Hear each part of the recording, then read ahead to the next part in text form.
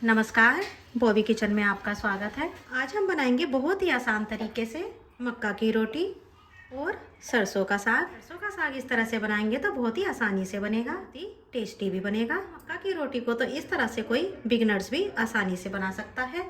तो झटपट से बना लेते हैं सरसों का साग और मक्का की रोटी। सरसों का साग बनाने के लिए मैंने 700 ग्राम सरसों लिया है। इसके अंदर जो भी पीले पत्ते हों वह निकाल दीजिए। और ये 300 ग्राम पालक लिया है। इसमें से भी जो पीले पत्ते हों या फिर कटे फिटे पत्ते हों उनको हमें निकाल देना है। और इस तरह से हमें इसको इकट्ठा करके इनकी पीछे की डंठल को भी हटा लेना है। और ये मैंने थोड़ी सी मेथी को लिया है। मेथी के हमेशा इस तरह से आगे के पत्ते निकाल लेने चाहिए, क्योंकि अगर आप पीछे की डंठल डालेंगे तो वह गलती नहीं है और अलग अलग सी रहती है। तो इस तरह से पत्ते निकाल करके सारी मेथी को निकाल लें। और मेथी को ज़्यादा भी ना डालें, साग जो है कड़वा हो जाता है। तो ये मेथी के पत्ते भी निकाल लिए हैं। अब हमें सारे साग को अच्छी तरह से पानी के अंदर खूब बढ़िया सा धो करके काट लेना है। और अब ये मैंने 15 से 20 लहसुन की कलियों को लिया है, 3 हरी मिर्च ली है और ये 1 इंच अदरक का टुकड़ा लिया है। इनको या तो आप खलबत्ते के अंदर दरदरा सा कूट लीजिए या फिर आप इसको मिक्सी के ग्राइंडर जार में भी दरदरा सा पीस सकते हैं। तो ये मैंने तीनों चीज़ों को दरदरा सा कूट लिया है। अब ये जो हमने सरसों पालक काट के तैयार करा है उसको कुकर के अंदर डाल दें। कुकर में डालने के बाद जो हमने अदरक, लहसुन और मिर्च को दरदरा सा कूटा है वह हमें इसके अंदर डाल देना है। स्वादानुसार नमक डाल दें। 1 गिलास पानी डाल दें। शुरू में पानी ज़्यादा नहीं डालिएगा, कभी साग के अंदर पानी ज़्यादा नहीं होना चाहिए। अब इसकी लीड को लगाते हुए 4 से 5 विसिल्स लगा लेनी है। साग में 4 से 5 विसिल्स आ चुकी हैं। तो यह अभी गर्म है। अब इसको हमें ठंडा होने के लिए रख देना है। अब ये एक बर्तन के अंदर 2 टेबलस्पून मक्की का आटा ले लें। मक्की का आटा नहीं है तो आप इसकी जगह बेसन भी ले सकते हैं। और इसके अंदर पानी डाल करके एक पतला सा घोल तैयार कर लें। तो ये देखिए मक्की का पतला सा घोल तैयार हो चुका है। अगर हम सीधा डायरेक्ट मक्की के आटे को साग के अंदर डालते हैं तो उसके अंदर गुठलियाँ पड़ जाती हैं जो बहुत ही परेशानी से निकल पाती हैं। इधर साग भी ठंडा हो चुका है तो इसको हमें ये एक घोटना होता है, इसकी हेल्प से हमें इसको घोट लेना है। अगर आपके पास यह नहीं है तो आप बड़ी कड़छी जो आती है उससे भी इसको बारीक घोट सकते हैं। साग को मैंने अच्छी तरह से घोट लिया है। तो अब हम इसको फ्राई करने के लिए गैस की तरफ चलेंगे। साग को घोटने के बाद अब हम एक कढ़ाई को गरम कर लेते हैं और उसके अंदर हम ये 4 से 5 चम्मच घी डाल देंगे। साग जो है घी या फिर सरसों के तेल में ज़्यादा बढ़िया लगता है। आप जिसमें भी बनाना चाहें उसके अंदर बना सकते हैं। घी के गर्म हो जाने पर 1 चम्मच जीरा डालें। 1 से 2 पिंच हींग जरूर डालें। 2 लाल मिर्च डालें। जब बढ़िया सा तड़का तड़क जाए तो उसके अंदर ये 2 मीडियम साइज के प्याज हैं, इनको मैंने बारीक काट लिया था, उसको डाल दें। 8 से 10 लहसुन की कलियों को भी बारीक काट लिया था, वो भी डाल दें। अब हाई फ्लेम करते हुए प्याज और लहसुन को हमें बढ़िया सा भून लेना है।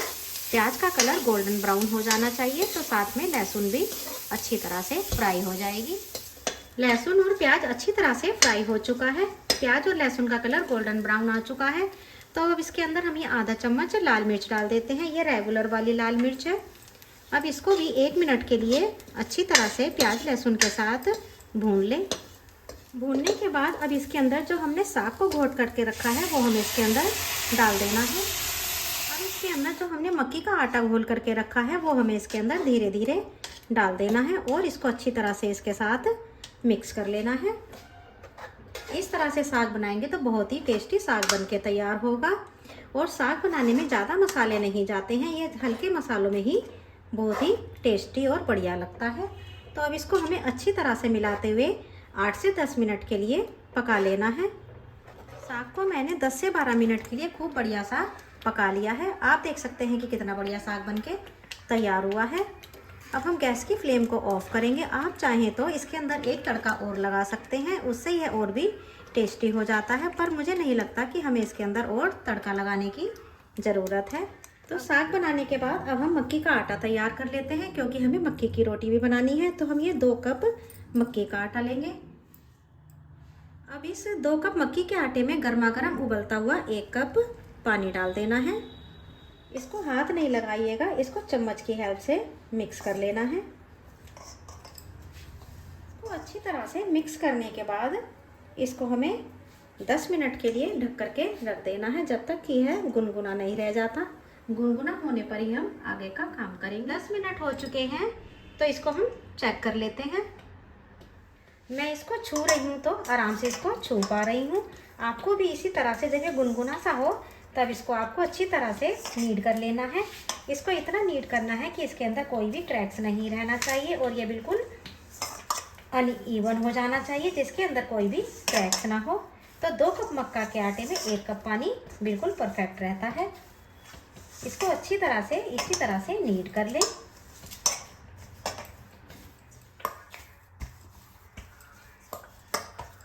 तो मैंने मक्का के आटे को अच्छी तरह से नीड कर लिया है। तो आप देख सकते हैं कि इसके अंदर क्रैक्स बिल्कुल भी नहीं है। अब हम मक्का की रोटी बना लेते हैं।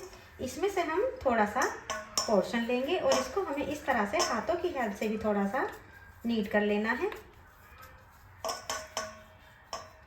तो इस तरह से हम एक पेड़ा तैयार कर लेंगे। अब इसे सूखे आटे में डस्ट कर लें और प्लेटफॉर्म पर रख लें। अब हमें हल्के हल्के हाथों से इसको बेल लेना है। आप चाहे तो मैंने गेहूं का नॉर्मल आटा लिया है, उसकी जगह आप मक्का का आटा भी इसके ऊपर डस्ट कर सकते हैं, पर मैं इसके ऊपर गेहूं का आटा डस्ट कर रही हूँ।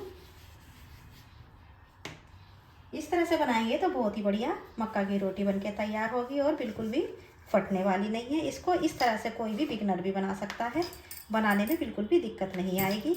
और इसको पतला बेलेंगे तो मक्का की रोटी पतली पतली ज़्यादा अच्छी लगती है। आप इसको इस तरह से भी बना सकते हैं, पर अगर आप गोल रोटी चाहते हैं तो इस तरह से कोई भी ढक्कन ले लीजिए और इसको इस तरह से इसकी साइड की कटिंग निकाल दीजिए, तो बिल्कुल परफेक्ट गोल रोटी बनके तैयार होगी। मक्का का आटा है तो साइडों से थोड़ा सा क्रैक आ ही जाता है। इस तरह से बिल्कुल परफेक्ट मक्का की गोल रोटी बनके तैयार हुई है। अब हम गैस की तरफ चलते हैं। ये मैंने एक तवा गरम कर दिया है, इसको तवे के ऊपर डालें। ऊपर से ड्राई हो गई है तो यह नीचे की साइड से सिक चुकी है, इसको पलट दें। अब इसको हम दोबारा से टर्न कर देते हैं। आप इसको डायरेक्ट गैस के ऊपर भी बना सकते हैं, पर मैं इसको इस तरह से बना रही हूँ क्योंकि कहते हैं डायरेक्ट गैस के ऊपर बनाना, चूल्हे के ऊपर बनाना हेल्दी नहीं होता है। तो मैं आपको इस तरह से भी बना करके दिखा देती हूँ। इसको थोड़ा सा प्रेस करके इस तरह से घुमाते रहिए तो यह सिक करके तैयार हो जाती है। दोनों साइडों से इसी तरह से घुमा घुमा करके सेक लीजिए और गैस की फ्लेम को मीडियम रखें। तो दोनों साइड से परफेक्ट रोटी बनके तैयार है। अब इसे उतार लें। आप चाहे तो इसी के ऊपर पराठा भी बना सकते हैं, पर मैं रोटी बना करके तैयार कर रही हूँ। रोटी के ऊपर घी लगा लें। घी या बटर कुछ भी लगा सकते हैं, दोनों ही बहुत ही टेस्टी लगता है। अब हम मक्का की रोटी और सरसों के साग की प्लेट लगा लेते हैं, बिल्कुल पंजाबी स्टाइल। सरसों का साग और मक्का की रोटी की रेसिपी एक बार इस तरह से ट्राई कीजिएगा, कोई बिगिनर्स भी बना लेगा और बहुत ही टेस्टी बनेगी।